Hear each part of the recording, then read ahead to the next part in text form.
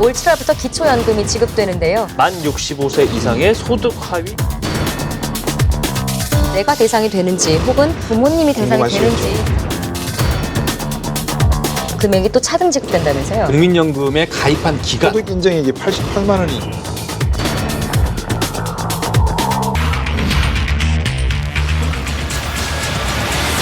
이슈토 끝전 두 번째 이슈 기초연금입니다. 올 7월부터 기초연금이 지급되는데요. 박근혜 정부 들어서면서부터 연금 대상부터 금액까지 정치권의 논란이 뜨거웠습니다. 이 기초연금이 바로 이달 초에 국회를 통과했어요. 찬성 140인, 반대 49인, 기권 6인으로서 기초연금법 보건복지위원회의 수정안대로 가결되었음을 선포합니다. 5월 2일 날 이제 국회 본회의를 통과했죠. 예. 이제 7월 25일부터 우리나라 전체 노인 639만 명 어르신 가운데 65세 이상이죠. 예. 이 가운데 70%는 447만 명의 어르신이 기초연금을 이제 수급을 받을 예정입니다. 이 가운데 한 406만 명 정도 노인분들은 20만 원을 매월 받으시고요. 네. 나머지 41만 명은 10만 원 이상, 20만 원 이하의 기초연금을 차등적으로 매달 받을 수 있습니다. 그래서 지금 현재 시행되고 있는 게 기초노령연금이잖아요. 이게 그렇죠. 기초연금으로 대체가 되는 건데 그럼 가장 큰 차이점은 어떤 거예요? 지금 기억하실 것은 기초노령연금이 현행제도고 예. 7월 25일부터 이제 시행될 게 기초연금, 연금. 기초연금이죠. 그렇죠. 요 두 가지만 아시면 돼요. 일단은 예, 예. 기초노령연금 지금 현재는 소득 하위 70%한테 어르신들한테 지급되고 있는데 금액은 99,100원이 지급되고 있습니다. 부부한테 모두 지급된 경우는 이제 20%를 감액하지만 예. 어쨌든 99,100원 정액으로 지급되고 있고요. 네. 국민연금과 연동되지 않고 있습니다. 그런데 이제 7월 25일부터 이제 바뀌게 될 제도 이게 중요하죠. 금액이 20만 원으로 늘어납니다. 그런데 부부 지급인 경우에는 또 역시 20%를 감액하긴 하지요. 그런데 이제 이거는 20만 원이 정액이 아니고 예. 20만 원이 상한입니다. 그래서 국민연금하고 연계가 돼가지고 그 10만 원에서 20만 원까지 사이에서 받는 분들이 있어요. 이 기초연금 역시 소득 하위 70%의 어르신들한테만 지급된다는 점은 이전과 같지만 예. 상한액이 늘었고 국민연금과 연동된다. 이 점이 차이가 있는 겁니다. 표를 보면 사실은 이것저것 계산할 것도 많아 보이지만 정말 우리가 중요한 건 지금 TV를 보시는 노인분들이 계시다면 과연 내가 대상이 되는지 혹은 나의 부모님이 대상이 궁금하시겠죠? 되는지 네. 제일 궁금하실 그렇죠. 거예요. 지급 맞습니다. 대상이 어떻게 되나요? 이게 지금 그 계산 방법이 조금 생각을 해보셔야 돼요. 예. 일단 처음에 말씀드렸다시피 제가 만 65세 이상의 소득 하위 70%에 해당이 예. 되셔야 됩니다. 근데 이걸 환산해 보면 1949년 8월 이전 출생하신 분들부터 받을 수가 있어요. 네. 이게 만 65세 이상이 되니까요. 예. 7월부터 지급이 되고요. 홀로 사는 65세 이상 노인분들은 소득 인정액이 87만 원 이하입니다. 예. 그게 이제 최빈층의 빈곤 노인층의 그렇습니다. 소득인 거기부터 거죠. 이제 87만. 그 이하여야 돼요. 넘으면 안 되고요. 부부의 경우는 139만 2천 원 이하일 때 매달 최고 20만 원을 받으실 수가 있습니다. 예. 근데 이게 자녀 소득 수준이나 부양 여부가 궁금하실 텐데요. 그것과는 관계가 없어요. 일단. 소득 인정액은 실제로 경제 활동을 해서 버는 소득도 포함이 되는데요. 네. 대부분 노인들이 돈을 버시지 않잖아요. 예. 그렇기 때문에 소유하고 있는 재산을 소득으로 환산을 한다고 하는데 계산을 어떻게 하냐에 따라서 논란의 여지는 분명히 있다고 생각합니다. 그러니까 일단 점점 더 이 수급 조건을 따져볼 게 많아지는 것 같은데요. 이렇게 되면 소득이 없어도 기초연금을 못 받을 수도 있다는 거잖아요. 그렇죠. 복잡하지만 제가 간단하게 그래도 정리를 해드리겠습니다. 그러니까 크게 두 가지 경우예요. 소득이 있는데 재산이 없는 어르신들 경우, 또 소득은 없지만 재산이 있는 경우. 이렇게 이제 크게 두 가지 나누고 그렇겠죠. 재산이 있는 경우에는 그것이 부동산 같은 자산이냐, 예. 금융 자산이냐. 예. 그래서 이제 이 세 가지를 나눠서 제가 이제 설명을 드릴게요. 소득이 없고 부동산 같은 재산만 있는 그런 어르신들 있을 거예요. 예. 이런 경우에는 이제 부부인 경우에는 부부 합산 부동산이 공시지가 4억 4,208만 원 이하인 경우가 해당이 됩니다. 그리고 이제 혼자 사는 노인인 경우에는 3억 1,608만 원 이하의 공시지가를 가진 부동산을 가지고 있으면 해당이 됩니다. 예. 자, 두 번째는 금융자산만 보유하고 소득이 없는 경우, 부동산도 없고 예. 금융자산만 있는 경우에는 부부 같은 경우에는 3억 4천만 원 이하의 금융자산이 있으면 되는 거고요. 예. 한 분 노인은 2억 2천만 원까지 금융자산이 있으면 해당이 됩니다. 자, 세 번째는 이제 그 부동산도 없고 금융자산도 없고 소득만 있는 경우예요. 예. 그 경우에는 혼자 버신다고 하면 월 172만 2천 원까지 버시면 해당이 되고요. 예. 맞벌이를 하신다고 하면 246만 8천 원 이하, 246만 8천 원 이하면 수급 대상이 됩니다. 그렇군요. 그렇죠. 방금 장 변호사님 말씀하신 대로 그 경우도 있지만 예를 들어 이런 경우도 있어요. 자녀가 살고 있는 집에 얹혀 사는 네. 예. 좀 표현이 좀 그렇습니다만 더부살이를 하실 경우에 예. 부모님들이 근데 그 자녀가 살고 있는 집의 가격이 얼마짜리냐에 따라서 이분들이 받을 수 있고 못 받을 수 있고 그래요. 그러니까 그 어르신은 소득도 없고 재산이 재산도 없는데 없고. 그렇죠. 근데 자녀가 예를 들어서 예. 6억짜리 집을 가지고 있는데 예. 6억짜리 집을 가지고 있는 자녀와 함께 만약에 어르신들이 사신다.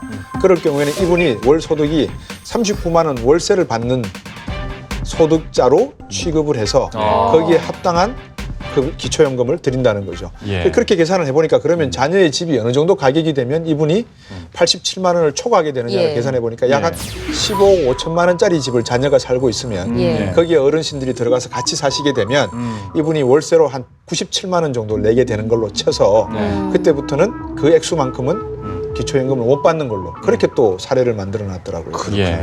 근데 또 한 가지 주의해야 될 점이 있어요. 네. 이 특수직역연금 수급자분들은 네. 못 받습니다. 네. 특수직역은 뭡니까? 쉽게 말해서 공무원연금 수령자들, 사학연금 뭐 이런 사학연금, 군인연금. 군인연금, 특히 군인연금 같은 경우 그렇고 이제 배우자도 역시 그 기초수급 대상에서 제외가 네. 되고요.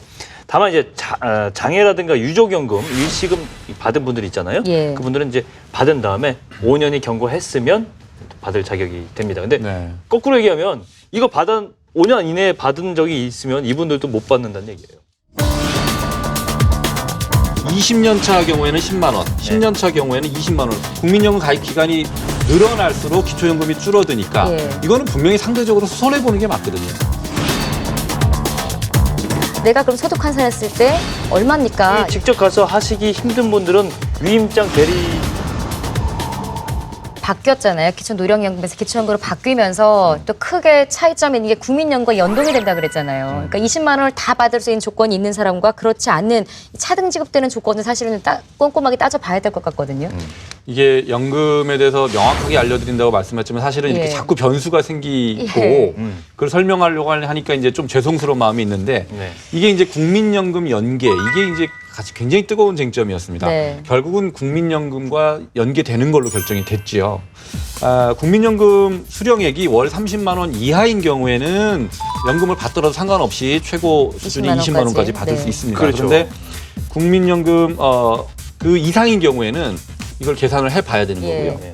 그 국민연금에 아예 가입하지 않은 분들, 예. 그다음에 중증 장애인, 기초생활수급자 이런 분들은 상한선까지 다 받을 수는 예. 있습니다. 결국 국민연금을 받는 금액에 따라 또 기초연금 받는 금액이 달라진다는 건데요. 참 복잡해요. 이런 특징 중에 하나가 국민연금 가입 기간, 결국 얼마 받느냐겠죠. 그거에 따라서 기초연금 받는 금액이 또 차등 지급된다면서요. 그러니까 국민연금하고 기초연금이 연동되는데 두 가지에 의해서 연동이 됩니다. 하나는 국민연금에 가입한 기간, 그렇죠. 두 번째는 국민연금 수령액. 네. 요 두 가지에 따라서 연동이 됩니다. 그렇죠. 국민연금 가입 기간이 만약에 10년이다. 예. 그러면 20만 원의 이 기초연금을 받을 수가 있다고 생각하시면 되겠고요. 예. 한 20년 차 같은 경우는 이 기초연금을 한 10만 원 정도 받을 수 있다. 국민연금 수령액이 좀 달라질 거 아니에요. 예. 또. 예를 들어서 한 15년 납부했다. 연금 수령액이 한 월 30만 원이다. 그러면 기초연금은 월 한 20만 원을 받을 수 있고요. 네.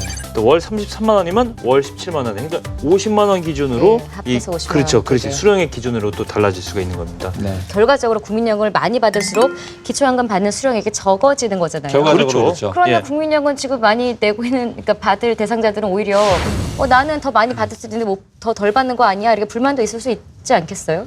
20년 차 경우에는 10만 원, 10년 차 경우에는 20만 원을 받는 거예요. 예. 그러니까 국민연금 가입 기간이 늘어날수록 기초연금이 줄어드니까 예. 이거는 분명히 상대적으로 손해 보는 게 맞거든요. 그렇죠. 그런데 정부에서는 국민연금액이 가입 기간이 늘어나면 국민연금 수령액이 늘어나니까 예. 손해 보는 게 아니다. 국민연금은 당신들께서 직접 내신 연금으로 인해서 운영을 해서 우리가 당연히 받아야 될 권리를 받는 겁니다. 네.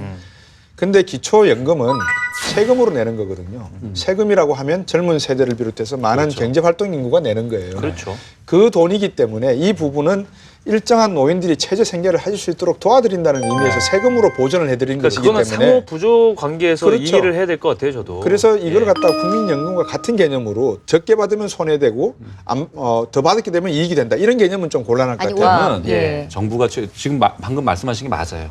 그러니까 그렇죠. 정부는 국민들한테 네. 지금 제도가 국민연금과 연계돼서 네. 상대적으로 국민연금 가입 기간이 긴 분들은 손해를 볼 수 있는 구조입니다. 예. 그러나 전체적인 우리 공동체를 위해서 양보를 그렇죠. 합시다. 그렇게 가야 이렇게 돼요. 이해를 구하면 그게 그건 잘하는 정답이죠. 거예요. 그렇지만 손해가 아니다라고 강변을 하니까 문제인 거예요. 그 설득의 논리를 말씀하시는 그렇죠. 거군요. 저도 네. 사실은 아까 말씀하신 대로 그 설득 자체를 좀 대승적인 관점에서 사회 공적인 부조 측면에서 보고 하면 사실은 액수는 차이가 없잖아요. 예. 그렇게 그렇죠. 되면. 그러니까 이 개념을 자꾸 손해다, 이득이다 이 두 단어로 하기 맞습니다. 때문에 제 그런 얘기 거예요. 그 얘기예요. 네. 그렇게 따지면 안 된다는 거죠. 그렇죠. 어쨌거나 이번 그 7월부터 새로 받게 되는 기초연금이 그러니까 기존 대상자 나이로 따졌을 때 기존 대상자들은 계속 대상에 들어가는 거고요. 새롭게 이제 대상자가 되시는 분들은 이거 어떻게 뭐 따로 신청을 해야 되는 거냐 네. 궁금하실 것 같은데 신청 네. 방법이 따로 있습니다. 7월부터 이제 만 65세 생일이 돌아오시는 분들 예. 그런 분들이 이제 받을 수 있는 거죠. 네. 그런데 이제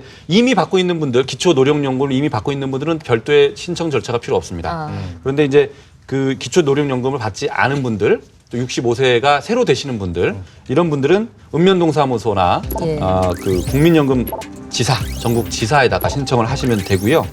그 신청을 하는 것은 만 65세 생일이 있는 달이 있잖아요. 예. 그 달 한 달 전부터 신청이 가능합니다. 가실 때는 신분증하고 통장 사본, 그다음에 전월세 계약서 이런 자산을 증명할 수 있는 그런 서류들을 같이 가져가셔야 됩니다. 신청은 그렇게 하면 되고요. 또 방송 보시면서 뭐 재산을 소득으로 환산해야 되고 이러는 거 내가 어떻게 할 수 있을까 하시는 분들도 지금 신청하는 장소 장 변호사님이 알려주신 그곳 전화해서 내가 그럼 소득 환산했을 때 얼마입니까? 이렇게 얘기를 하면 물어보고. 정확하게 그쪽에서 그렇죠. 또 계산해 답변을 드릴 주는군요. 수가 있대요. 아까 우리가 저기 설명했지만 이거 복잡하다고요. 네, 저도 그러니까 이거 못하겠어요. 굉장히 예. 어르신들이 하기 힘들 수가 있어요. 그럼요. 그래서 또 특히 가기 직접 가서 하시기 힘든 분들은 위임장 대리 신청도 가능하답니다. 예. 네. 자녀나 형제자매, 친족, 사회복지사 분들에게 위임장을 드려서 예. 이분들이 이제 대리 신청을 할 수가 있는데요. 배우자가 신청할 때는 위임장을 별도로 제출 안 해도 됩니다. 배우자라는 증명만 가져가면 되겠군요. 그렇죠. 기초연금 도입부터 시행까지 이렇게 쭉 살펴보니까 정말 이 도입 취지를 다시 한번 생각해 보게 되는 것 같습니다. 행복한 노후를 위한 권리, 국민을 위한 기초연금 이 슬로건대로 부디 잘 집행되기를 바랍니다. 이슈토 끝전 다음 주에 뵙겠습니다. 네, 감사합니다. 수고하셨습니다. 수고하셨습니다. 오늘은